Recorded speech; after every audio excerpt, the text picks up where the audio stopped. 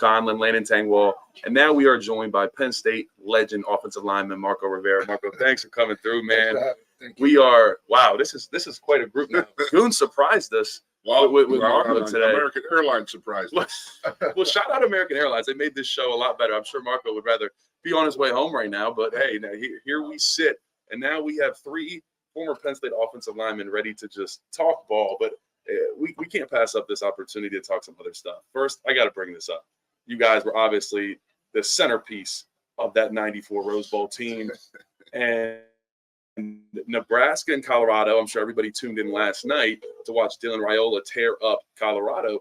But the other notable piece of that was that Nebraska was honoring their 1994 national championship team. So I know it hurts, but I just got to ask you guys your opinion on that. Do you still feel slighted to a certain degree? Absolutely. 100%. Yeah. Not to take anything away from that team. That was a very, very good team. And they deserved it too. And they deserved it. But, our problem is, we were second fiddle. I feel like we were second fiddle the entire year. We were number 1 in the country, and they used the Indiana game as an excuse to knock us off from number 1 to number 2. And after that, it was nothing but Nebraska. And, it's just I call it the greatest injustice in college football sports, man. It's how can you have 2 of the greatest teams ever not play each other for the true national championship? So that to me is always gonna burn me. I mean, I feel it's still as fresh today as it was back in the day. I feel like Penn State as the school. Look at my phone, Marco. I'm going to show you an Instagram I got sent to me today. I feel like the school should have protested that some more. I felt like there was not enough support for us to mount an attack for at least co-champions, but nothing happened, and so I guess we're the champions of Pennsylvania. You're going to see this. Goon's over here showing a little. I'm showing their halftime show. Yeah. Oh man! The fireworks display, the droids in the crowd, this and that. So I mean, the problem is, and then as Marco said, we take nothing. People are like, oh, you hate Nebraska? I say, why would I hate Nebraska? They did exactly what they had to do that year. They won every game. I blame the politics of the NCAA. I mean, you're never going to hear any kind of love come from my mouth about the NCAA at all, ever. Trust me. And that is that, I always say in every sport at the NCAA level, Division I, Division I AA, Division II, and Division III, every sport has a playoff except for the most powerful and the most lucrative, and that is college football. Division III football had a playoff. Division I AA had a playoff. Division II had a playoff. Division I does not have a playoff. Until after us again. Like as Chris Bugnani calls us, we're always the canary in the coal mine. They're always like testing stuff on Penn State and screwing us, and then they change the rules. Like when Joe complained about not having video review, and then Joe ran. I don't know if you remember. You were probably minus 8 years old. Yeah, pretty much. So when Joe ran across the field and had a picture of and he was throwing and yelling at the referee and stuff like that. Oh, that's a blatantly bad call. I mean, that's the way I look at it. Another great analogy, and this it'll work with you, and that is, imagine playing your NCAA basketball tournament, and then Friday night you have Oklahoma and Duke win their semifinal games, okay? And then on Sunday morning, everybody goes home, and then they say, okay, we're going to vote. Who would win between Oklahoma and Duke? And that's how college football is. And that's how they decided to crown Nebraska the national team. Just like that. Okay, Penn State's defense is not as good as Nebraska's defense, so let's give it to Nebraska. I'm like, yeah, but our offense would have put 50 points on them boys. Yeah, but how do you beat I mean, that was a highly, highly, highly option team. Okay, their claim to fame is, and I don't know, you want to start blowing the landing away with some stat totals here, Marco? I need to hear it. How many times do you think Kerry Collins was sacked his senior year? Oh, okay. 1994. Oh man, let's go. I don't want to slight you guys. Let's go like a good year. I think a really good year for offensive linemen. How many games did you play? So you guys played what? Like 12 games. I'd say a really good year would be 12 sacks. Let's go 10 sacks. Let's go 10 sacks. Couple games 50 sacks. You're pretty good. Close, but not good enough. Now, in your wildest dreams, what would you think Now this is a pass. Now I have to say this: Nebraska, their offensive line allowed 0 sacks. They threw the ball like 9 times, so that's understood. So if you have Kerry Collins, who was finished number 3 in the Heisman to Kyle or Kijana Carter, he finished 2. Okay, so it's not like we were not throwing the pill around. Okay, Kerry was an All-American quarterback. He was the All-American quarterback then, so he was throwing the ball around a lot. How many times do you think he got sacked? All right, if you want me to go as far as I'll go 5 sacks. So if you gave up half the games, you guys pretty much didn't have a sack let up. I'll go 5. You got one more guess. Seriously? So what would you guys give up? 2 sacks? 3. 3 Kerry sacks. Collins got sacked 3 times his whole senior year. Oh my God. And again, the other thing about our offense is that we were about 252 passing and 248 rushing average. So we were averaging 400 or 500 yards a game. So it wasn't like we were not throwing the ball. Whoa. And that's why it made us so different, is because if you wanted to put 8 in the box, Kerry Collins was going to have his career day. Right. If you wanted to sit back and play a zone and not let Kerry pick you apart with Bobby Ingram and Freddie Scott and Kyle Brady, guess what was going to happen? John Carter was going to go off. So you knew you were going to get slaughtered. So you just had to figure out how you wanted to take it. Well, you got to pick your poison. I mean, that's anytime you have a potent rushing attack, it opens everything else up. Sure. And I'm sure you noticed that about Penn State. Exactly. You start to see Nick Singleton and Katron Allen get going, and it's easier for Drew Aller. And that's what, honestly, that was the problem last year. We did not stretch the field. Mike Yurcich did not stretch the field enough. Drew Aller wasn't taking those shots. And Drew Aller, people say he only had 2 interceptions last year. And I say I almost want him to have more this year, because I want him to take those chances, take those opportunities where the defense put a little fear in them that he's going to take a deep shot to Amari Evans or Trey Wallace every once in a while. And if you constantly, throwing underneath, throwing at the sticks and just trying to run the ball, and they put 7, 8 in the box, well, that's going to continue to happen. But now you got an offensive coordinator in Andy Kotelnicki where he's scheming things up. I mean, think last week on that counter run that Nick Singleton scored on, it might have been power, but we had Amari Evans in an orbit motion. He came from the slot position, and he came around Drew Aller in orbit motion. And what that did is it pulled the Mike out of the box, and he followed the orbit motion. So instead of having a 7-man box to run against, we had a 6-man box, meaning that instead of 7 defenders, there was only 6 defenders, all because of what Andy Kotelnicki did pre-snap, moving that middle linebacker out of the box. Nick Singleton hit it 40-yard touchdown. Now, if that linebacker didn't follow him, he would have motioned right back out, and then he knew what he was doing. Well, yeah, and then all he did was expose the defense for what it was, and everybody knew what it was doing. Exactly. And then there's things. If that linebacker doesn't react and Amari comes on that orbit motion, well, now maybe you create a fake power, and you throw that little swing pass, and you got 2 blockers out there in Tyler Warren and maybe someone like this is the guy right here. He played for the Packers and the Dallas Cowboys. You had Chamorro early in your year, but later in your career, you had Mark Whitten. He made a living on play action passes right down the middle of the field. Yeah, he did. He did. He'll be in the Hall of Fame now. And most of his career was that. Him and got Jason Witten and Dan Campbell, Mark Chimera. Dan Campbell. Yeah, he's doing a fantastic job. Yeah, he's killing it for the Lions. Dude, I called Marco. I was like, dude, what is up with your boy at this press conference? It's like, dude, that guy's real. That's how he really is. He's passionate, man. Like that. You know what we're talking about in his press conference? Oh, yeah, of course. When he put the kneecaps off. Kneecaps. Legendary.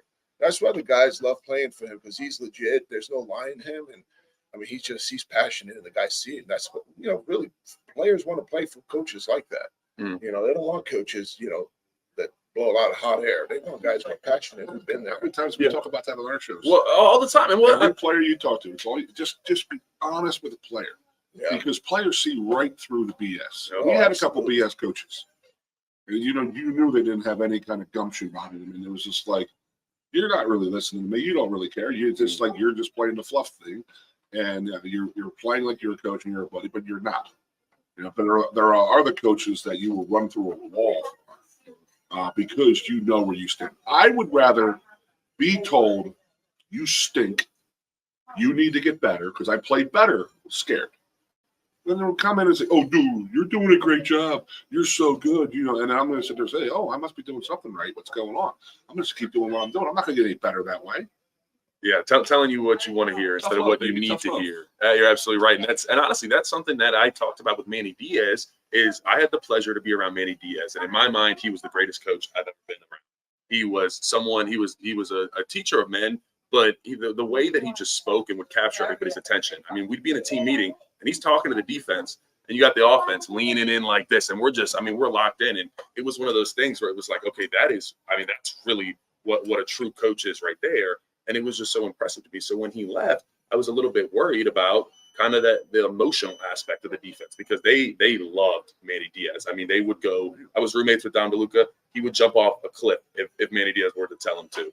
They would follow him to the ends of the earth. So that's why I was a little bit worried about that transition. As much as I think Tom Allen is a great replacement for what he is, he's not Manny Diaz, and you can't replace that love for a coach that you play for. There's no replacement for that. I know you missed the show on Monday night, but I talked about. Imagine how Tom Allen woke up one day and said, "Oh my God." He never coached a 5-star recruit at Indiana, and he has 4 on defense right now. I mean, you imagine that, just a bless like that, like, whoa, what could I do now? Yeah, all the possibilities are all the endless. different possibilities that he had ideas back in Indiana he couldn't do because he didn't have the scheme could be there, but you don't have the aces in their places, you're in trouble. You know, so his job is to find them, get them aces in their places, and make it happen. And imagine waking up one morning and say, okay, wow, I have the ability to move Abdul Carter from linebacker to defensive end because we have that much depth at linebacker. Yep. So I could take a 5-star, you know, possible future All-American, possible going to be a future first-round NFL pick, and say, you know what, we could move his position to defensive end. And you tell me, Marco, you live in Dallas. You were a Dallas Cowboy. Do you see the similarities between Abdul and Micah Parsons? And I just feel like Penn State saw when Dan Quinn got a hold of Micah and said, you know what, we're wasting this guy playing him at inside linebacker. Let's get this guy all around the field. Who's it remind you of when we were growing up as little kids? I'm sure from your team. Number 56 from the New York Giants. LT. Yeah. I mean, he changed the game. You got a werewolf out there as an offensive lineman. You're walking out there, you're saying, okay, where's the werewolf right now? Well, you know, you got a game plan for Lawrence Taylor because he could himself single-handedly disrupt the game. Without him in the game, it was a totally different atmosphere. You put him in the game anywhere in the field, you need to know where that man is, you know, and that's what's happening now with the Cowboys. With Micah, their game plan is where's Micah? That's the game plan because he'll line up on both sides, and I mean they're using him very well down at the Cowboys. That's why he's having the success he's having, and hopefully, you know, they sign him to a new contract, and he'll play a lot more years with the Cowboys. I don't know if this one's a good fit for you, Landon. You sure about that, Matt?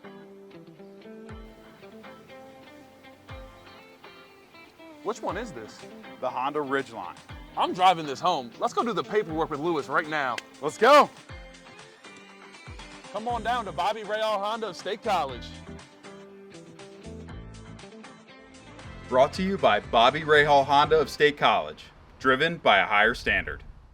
There's such an emphasis now, especially in the NFL, for these tackles to get as far off the ball, line up as far off the ball as they can. And then they're like almost false starting. Do you think that's a product of just how insane these defensive ends are now? The game is just so much faster now. You know, back in the days when I played, those defensive ends were a lot bigger.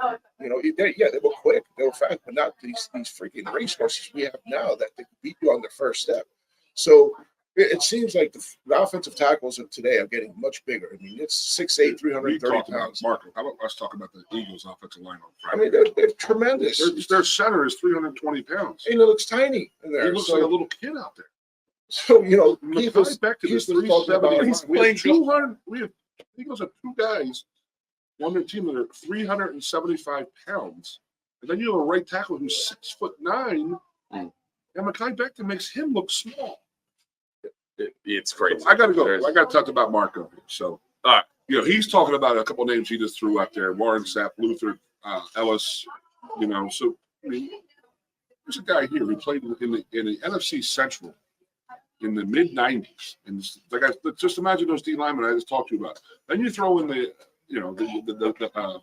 John Randall. Oh. How are those matchups with John Randall? Games a year he's going against these savages. So it says John Randall twice a year, Warren Sapp twice a year, Luther Ellis twice a year. Flanagan. You know, Jim Flanagan for the Bears. then like Bryant Young from the San Francisco 49ers, because it always felt like we were playing the 49ers for our playoff team. So yeah, I had a full.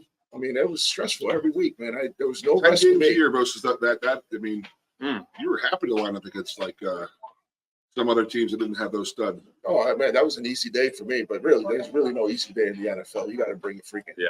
You got to get ready to work. So, everybody is elite. And then, talk about in college, some people are saying, hey, with the Bowling Green situation, we saw Northern Illinois upset Notre Dame. I mean, that was something. I mean, Notre Dame's getting a lot of heat going off the field. Their fans were booing them, saying they suck and other choice words. And yeah. So we were very lucky. We were the lucky. A lot of pressure. They did. Exactly. Even though, we still won, they took all the heat off of us actually falling to a MAC team. But, but what people say is, hey, they're on scholarship too. I know MAC is a lower level, but these guys on scholarship, and we were talking about earlier. Football, bud. Yeah, they're through NIL and transfer portal. They're better and better players all around college football now. Well, Marco played with the offensive line from the Packers. And you played when you get to the Cowboys. You played the same guys next to you for 3 or 4 or 5 years. Yeah. I mean, let's talk about that. Yeah. That's what is they had 20 returning starters. Gelling, when you get to gel with an offensive line, because it's 5 guys moving as one, that's the only position or anything in sports that it's like that. What is that like when that offensive unit is moving as one? Well, it's just, you got to get to gel as a unit. You trust the guy next to you, and you guys get to the point where you're on the same wavelength with your language, what the calls you're making. He already knows what the call is, so you can dummy call it, and he'll get it. If you put a new guy in there, his technique is different. He's scared. He doesn't know the language. I mean, so it's disruptive because you kind of have to look out for him too. Now you have to do your job and make sure he doesn't screw up because that affects you. So those guys have been playing together for a couple of years. They have the advantage, especially if they're senior guys, 5th-year guys. They're gonna be ready to come and play. They're seniors. They understand the game. But you look at this Penn State Bowling Green game. Penn State goes to West Virginia, and I feel like, okay, West Virginia, they're not a pushover. We're a little scared. We need to prepare. We got out there. We get the job done. Hostile environment. Then they come home, and you're like, oh, thank God we got Bowling Green. These guys, we're gonna beat these guys. You look at the point spread. I think it was like 35 or something crazy like that. You're like, oh, man. So there's a sometimes, not all the players, but sometimes the players relax. When you relax, that's the most dangerous thing because you take almost your win for granted. And if you do that, you're going to get exposed and you might even lose the game. Like, look, Notre Dame, I'll tell you what, nobody in Notre Dame, Bill, would think that they were going to lose that game yesterday, and they did, the way they did. That puts a lot of pressure on the coach, on the school. Penn State, we survived yesterday. It's what I love? Lesson learned. Is when they have these big upsets from these smaller schools upsetting these larger schools, like Northern Illinois beating Notre Dame. Is that Notre Dame has to stroke Northern Illinois probably a $2 million check and say, "Hey, thanks for the usually it's a $2 million to buy a win, but now they're paying Northern Illinois $2 million." And Northern Illinois hung an L on them. That is always the worst thing. I got to pay you $2 million, and you handed me a loss, and now our fans hate us because of you too. But that just doesn't affect. I mean, that's going to affect Notre Dame, even in the recruiting world. I'm telling you right now, recruits are looking at Notre Dame, going, "Yeah, no, I'm not quite sure I want to go there now because there's some stuff going on. They lost to Northern Illinois, and I don't know if I want to go there." Just remember what happened here at Penn State when we lost to, was it Eastern Michigan? Was it? Ohio, was it Bill? Ohio was one of those. Opening game. Us? Yeah, Penn State lost. Like our team? No, not us. No. Bill O'Brien's first game was. It was Bill O'Brien, and then there was Temple 2015 that we lost at Temple. The 2012 game that was Bill O'Brien's first game. We lost to Ohio. Ohio. Oh, no. You're talking about Kirpakis' 98 or 2000 team lost to Toledo. Well, yeah, listen, this is just rough shot over Penn State. Let me tell you, you lose to a program like that, it has some lasting effect on your program. Like it's like it takes you a while to come back from that. What you got? What do you got? Okay, so what did Notre Dame do with Brian Allen? Or not? Brian Kelly. When he left, okay, the students and the athletes, the the players, we want this coach, the guy they have down. Right. I'm drawing a blank on his name. I can't. He played with Ohio State. Yeah. But give me an example of a team that has flourished when the student athletes pick their coach? Well, that's a good point. I mean, so I don't know of any. So you're saying hiring from within, and when it's When the they're players like him, players like Marcus him, Freeman, players- Marcus Freeman, by the So way. the players love Marcus Freeman. Dude, they love him. Yeah. He's their guy. Well, that's I get it, but then they were pressuring Notre Dame to say, "Hey, we want this guy. We want him. We want him. We want him to be here. We want him to be here." It just never seems to work. Well, I want Marco to talk about this, obviously, like a higher level. But I feel like those assistant coaches, they're a little bit more of your friend to a certain extent than the head coach, and you spend a little bit more time with them. So now they're in a position where they're the head coach, but it's like, oh yeah, that's my buddy. We hang out, that type of thing. It's like you can't really have that type of relationship that you had now that you're the head man. He was But on my Marco, show. I wasn't sure. When he I was wasn't on my sure. show one time, I blew his mind. And that is that you're talking about your relationship with your position coach because you guys have meetings throughout the year, Oh, always. 2-3 times a week in the summertime. In the summertime. We have like summer OTAs now. Okay, so when Mark and I played, we would get done a spring football game, and that was the last time we would talk to our coach until football camp. Yeah. And then the closest person to us in our college career is your strength coach, John Thomas. Yep. And I know you guys have Chuck Lousy, and he's amazing, and he does all this. But you guys actually have a relationship with your position coaches because you see them so much more in the offseason. Like I'm saying, in the spring, we had 20 practices or 15 practices with our offensive line coach, with our offensive coordinator, and then it was like, shut down. You wanted to practice in the summertime, it was all voluntary, set up by the players. Coaches couldn't be there. Coaches couldn't watch. That is the biggest difference in us and you guys. It's very different. I mean, now we basically have OTAs. Tell them. each I want to see week. Marco's face when you tell them about the schedule. Nowadays, so you finish. So you said we still have the month of May off because that's not negotiable. So we're off for May, but that's it. But after May, then you get into June, July, and August. Well, obviously August is camp, but June, July for the most part is you're working out 5 days a week with the strength staff. But then you have Tuesdays and Thursdays normally. You have an hour skill session where there's no football allowed. So you're not allowed to have football, but you do positional work with your coach, with your We would do that on our own. So we'll be with Troutwine, the offensive line coach, and we'll be in there, doing individual drills, that type of thing, and then we'll get together as the offense and run plays on air, and the defense will be out on the cans outside running their plays. And so we do that. You get about 2 hours a week now, time allotted in the summer, where it's essentially kind of OTAs is trying to give the opportunity to fix things and get things running a little bit smoother going into the season. So there's definitely a big difference there. I gotta ask, we've had like 4 comments since you guys have been on about that Indiana game. What happened in Indiana in '94? Well, I've seen like 3 different people have commented about it. What happened? Was it fine? We It were was up by 28 points in the fourth quarter. okay. And then you guys, and then And Joe put some of the younger guys in on defense. Next thing you know, they scored 2 touchdowns, and all right, the starters are back in. And they had to put the starters back in to finish the game. We only ended up winning by 6. And that's what happened. So this is before the days when every game was on television. So when people out west were voting, and they say, "Whoa, Penn State won by 6 against Indiana. Man, they must be hurt. They must be struggling." They didn't watch the game. They had no idea what happened. Actually, there's no Twitter. We had a punt return called back, the punt return for a touchdown called back in the fourth quarter, and an interception return for a touchdown in the fourth quarter. They were called back on typical Big Ten suspicious calls. And then they go out there, and there was a kid on our team who was from Indiana, state of Indiana, on our team. He was a walk-on. He wasn't even on scholarship, and he traveled to the game. And Joe felt like, let's get him into the game out there. And he gave up 2 long touchdown bombs in the last play of the game. They go for 2, and it's just like, man, we only won by 6 points. But a win is a win, this and that. But when you're in an arms race type of thing with the Nebraska thing, that's what happens. And I always say this, Joe, he did. This is he's been doing this, but for everything that he did, he held us back. I feel like, in the third and fourth quarters when we were up by 20, 30, whatever it was, he would pull the starters out. He put Katrana out. He put Kerry out. He put the linemen out. And as an offensive lineman, 9 of the 12 games we played that year, we didn't play a play into the third quarter. We were destroying people that bad. John Carter never played a second half. Think about But it. three games. Yes.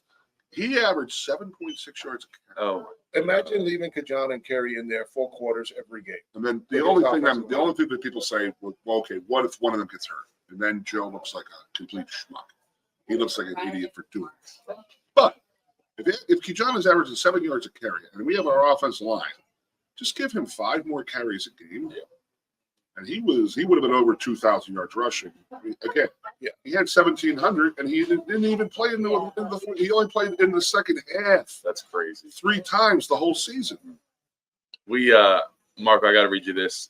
Michael Wargo, he said, sat next to Rivera in my first class in 1994, American Studies. He was always in class, always engaged, made me realize early what Penn State was all about. I love that. That's really cool, man. That's awesome. Thank you. That is. These guys, man, these guys, it's cool to be around. I'm all snow, Jerry. You didn't go Hey, to I was class. like on time. I was.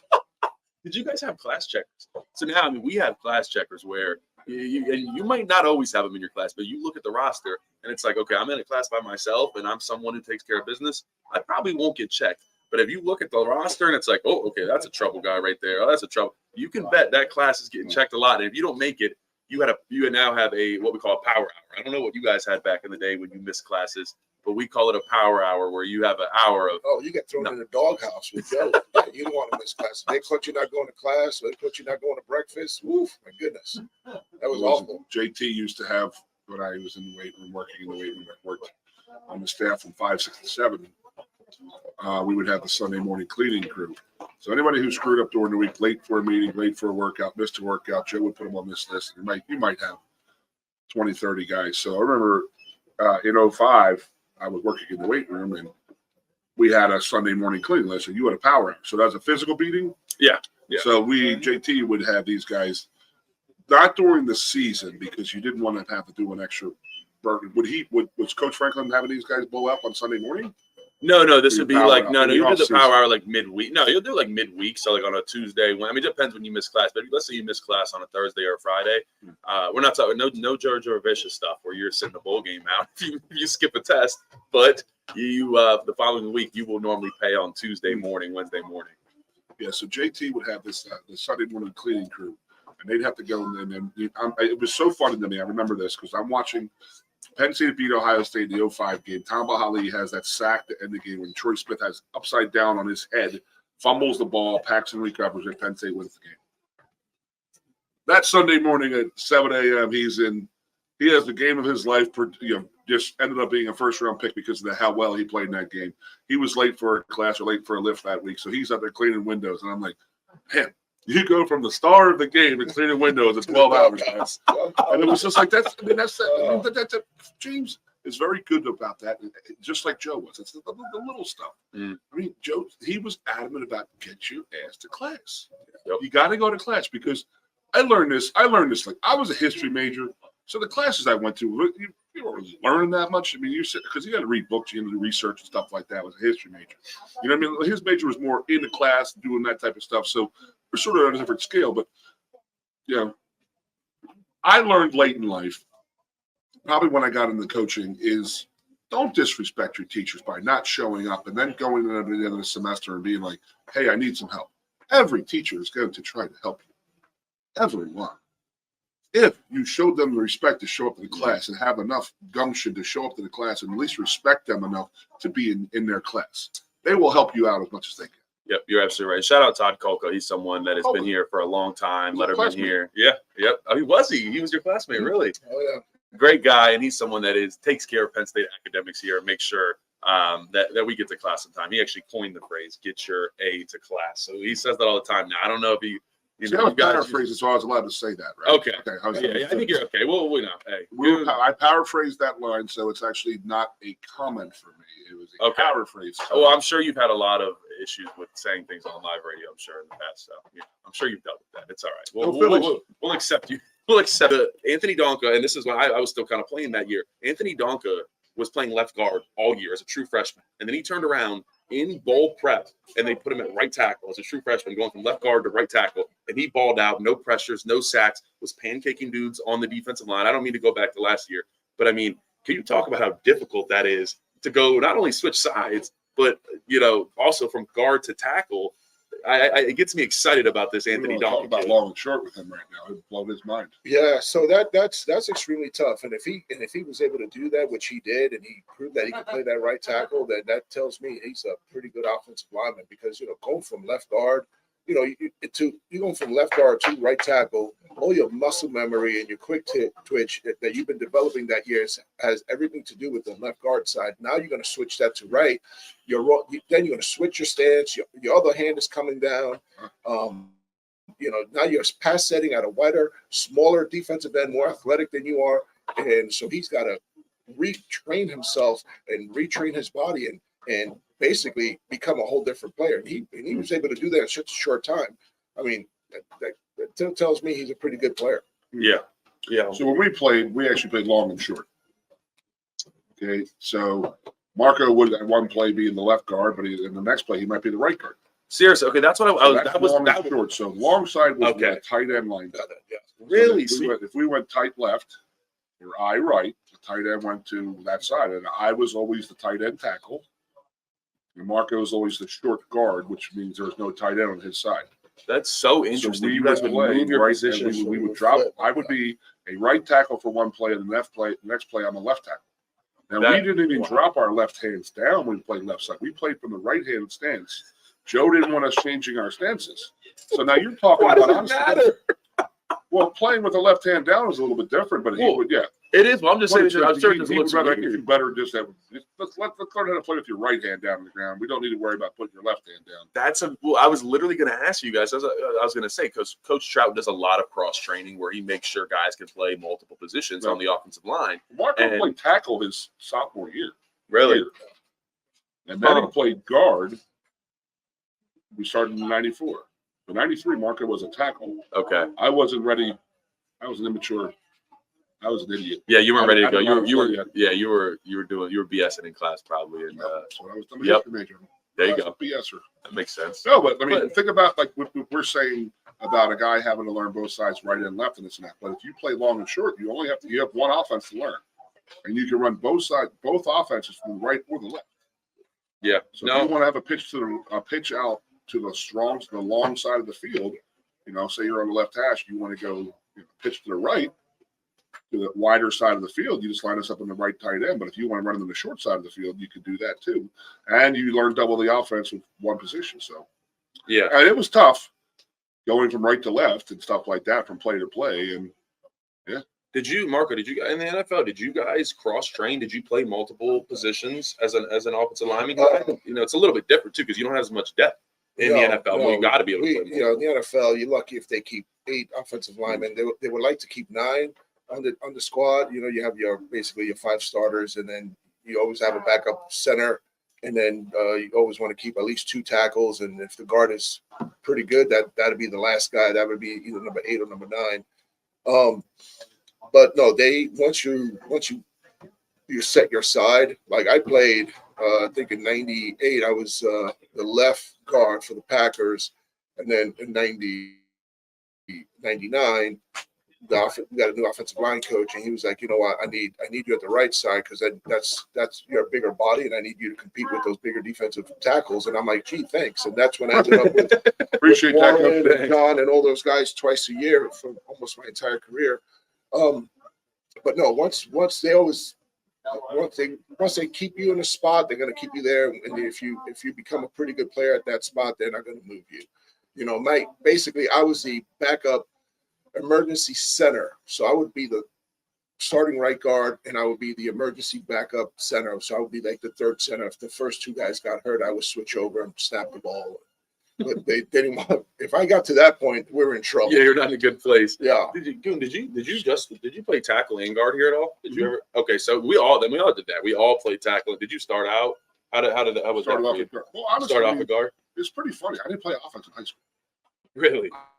I never played offense until I came to Penn State. So I was always sitting there. I was like, people were like, why did it take you 3 years to get on the field? And I'm like, dude, I don't know how to play the position. Right. I mean, there's a lot of technique that goes into playing offensive tackle and or offensive guard. So the easiest way I explain the difference in offensive tackle and guard is think about a fight. The inside, the centers and the guards, they're in knife fights. They're in there tight, and they're just hacking and beating each other up and this and that. where the offensive tackles are out there playing against the Stallions out on the outside. They're gunfighters. They're playing out in their own little island. They're playing with a little bit of distance and stuff like that. So, I mean, you got to take a guy like Marco and, he's inside slugging it out with John Randall and Warren Sapp and these guys. And then you got to, you have an offensive tackle. He's out there, but you might be 385 pounds and you got to go against guys 220 running the 240 anymore. So the tackles, you got to play a little bit of distance. There's a little bit of finesse to playing the offensive tackle, but the inside, that was playing in the interior offensive line is an absolute war. It is. I think it's a completely different game. Oh my God, it's so different. And I kind of enjoy. That's why it was so much easier to pass block from the guard position because they're just right there. You're in a phone booth. But I'll tell you what, going against an elite defensive tackle consistently. I remember I had to go against Mozzie Smith for Michigan, and he was about 330 pounds and one of the scariest looking dudes I've ever seen. Does he start for the Cowboys now? I think Mozzie Smith is on the Cowboys. Yeah, I think he gets a lot of playing time for you guys. First round pick. Yeah, and you go against a big defensive tackle down in the middle, you feel that after those games end. That is for sure. Now, I want to ask about this. I want to talk this question that I got in the chat about. I don't know if you guys were watching the Colorado game, but Travis Hunter, their star wide receiver, cornerback, started throwing a fit because when nothing's going right there, and in those type of teams when they're all rah hype. We were so upset watching that. I just can't believe. I think everybody was hate watching Colorado and was rejoicing in our boy Matt Rule. Matt Rule took care. So. Absolutely, it should. If they want to bring those expectations on them and, the things that Shedeur and Travis say and Dion, you got to back it up. Now, the question was basically, have you guys ever seen fights within the team? Like, basically Travis, he was yelling at Deion Sanders. I mean, he was yelling and he ripped his helmet off and kind of almost threw it down. And he had 5 receptions when he was doing this. I mean, that's pretty crazy. And you can see there was times where you could see him on TV scream to Shedeur, "Give me the ball." And so, I just want to ask, like, Marco, I don't want you to put anybody out there, but is there times that you've been around teams, and Goon, where, whether that's here or whether that's in the NFL, where is it passion? You get to excuse that as passion. Hey, that guy just wants to win. Or are they really just like kind of a problem child? Well, I'll say this, but the atmosphere and the culture of Colorado looks like there's a problem. There's a problem there. And I knew this was going to happen. As soon as they start losing and get into difficult situations, those players are going to turn on themselves. They're going to turn on the coaching staff because there's really no discipline there. It's all a freaking show. It's hoopla. And it's really, I'm not a fan of it, but yes, I've been in the locker room where guys do get emotional. Football's a very emotional game. And I mean, the higher level you play, the more competitive the guys in the locker room are. And sometimes, some guys get up and slam their the fist on the table and challenge other guys in the locker room to pick up their play. And it's because we all want to win and we all deserve, we want everybody to play their best football. And sometimes, you got to get after some people to get them going. And usually those are your team leaders, those guys that just will not quit, will play every down, doesn't matter if they're hurt. I'll give you an example. Brett Favre, he never missed a game. He was one of those guys, he's a tremendous leader. That guy, no matter what, he was always up there. And then we had other guys like Leroy Butler who would slam his fists on the table and be like, come on, guys, we need to get out there. We need to do this and this and this. And another guy that you guys all know, he was a Philadelphia Eagles here, but thank God he went to Green Bay, was Mr. Reggie White. That guy, when he spoke, everybody listened, and because who he was and how he played and the respect he carried. But yeah, he did get after a few guys because those guys were not holding their side of the Yeah. One thing about Reggie, I practiced with Reggie a long time against him, and my rule with Reggie was don't get him angry. I'm like, don't do nothing stupid to get him angry, and we'll have a good day. Marco walking to practice. God bless you, Reggie. God bless you. I love you. Right. You're walking on eggshells around him. Yeah. Well, all right. So did you guys ever have any type of game like Bowling Green yesterday where you kind of played down to the opponent and then you ended up winning? But was there any type of those games that you guys had, even with that potent offense? Not 94, 95. And if anybody tunes into me in the Ironhead show during the week, and that was okay. I'm watching that Florida State game versus Georgia Tech in Ireland, and I'm witnessing it. And I said it on the radio show before, and I said, okay, this is the problem that's going to happen right now: is that Florida State is going to go out there and try and prove every naysayer wrong because they did not get elected to the college football playoff last year. So We played Texas Tech opening game in 1995. The whole summer we were just projecting. Prove them wrong, prove them wrong, prove them wrong, prove them wrong. They were wrong not letting us play in the national title game. They were wrong for not giving us the national title. So we go out there expecting to just smack around Texas Tech like no man's business because we were a 20-point favorite and this and that, and we think it's 1994 and we're just going to roll all over people. Texas Tech came out with Zach Thompson, little linebacker, and beat the tar out of us. They did. Oh my gosh. Bro, we were not ready. We were going out there, and the way we went out there was we're going to prove everybody wrong last year because we're this good. And that was the worst thing you could possibly do because we overlooked Texas Tech. Florida State overlooked Georgia Tech last week. They went out there and said, you know what, we're gonna prove everybody wrong. So we go out and play against Texas Tech, and thank God we won the game. We won 21-20 on the last second field goal. And that was the thing, is that it was like, oh, we got to prove everybody wrong last year. And that's what we were trying to do. And every team is different. It's 1994. It was that team was going. Kerry, Kyle, Bucky Greeley, Kijana, they were going. We had all four of the offensive line back. We had Bobby Ingram back. We had our couple of the running backs. We were good. But the 94, 95 teams were different teams. And then when we finally, get to what we were good at, we were very good at running the ball. And Wally was back there throwing. But we didn't have that dynamic of a Kerry and Kijana type of thing. But we had a very good offensive line, and we throughout the year we ended up winning. I think we went 10-2, 9-3, I think, or something like that.